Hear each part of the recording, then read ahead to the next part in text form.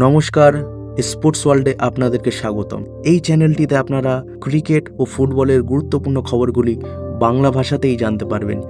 আজকের এই ভিডিওতে আমি আলোচনা করব কেভিন ডি ব্রুয়নেকে নিয়ে। ম্যানচেস্টার সিটির সঙ্গে কেভিন ডি ব্রুয়নের বর্তমান চুক্তি শেষ হবে বছরের 30শে জুন। গুঞ্জন ছিল সেই চুক্তি আর নবায়ন করতে চাননি কেভিন ডি ব্রুয়নে। সিটিও আসলে খুব একটা আগ্রহ দেখায়নি ডি ব্রুয়নেকে রাখতে। নতুন করে দলটাকে পুনর্গঠন করতে চান সিটি কোচ পেপ গার্দিওলা। সেই গুঞ্জনই সত্যি হলো। আজ সামাজিক যোগাযোগ মাধ্যমে দেয়া এক বিবৃতিতে মৌসুম শেষেই ইতিহাস ছেড়ে যাওয়ার ঘোষণা দিয়েছেন কিংবদন্তি এই বেলজিয়াম মিডফিল্ডার।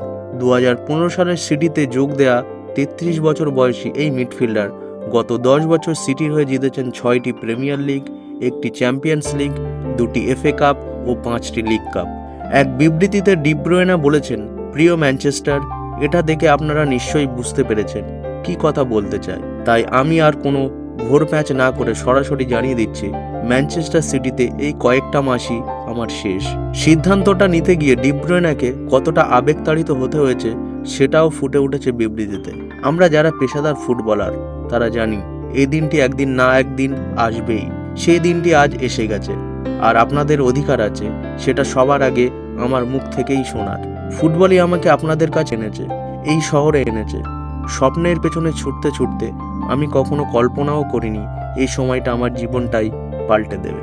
এই শহর, এই ক্লাব, এই মানুষগুলো আমাকে সব কিছু দিয়েছে। একসঙ্গে সব কিছু জিতেছি।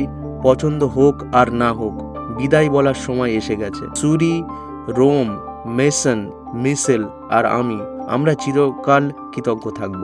এই শহর আমাদের পরিবারের জন্য যা কিছু করেছে তার জন্য। ম্যানচেস্টার শুধু আমাদের সন্তানদের পাসপোর্টেই থাকবে না, থাকবে আমাদের হৃদয়ের গভীরে। এটাই আমাদের সব সময়ের বাড়ি।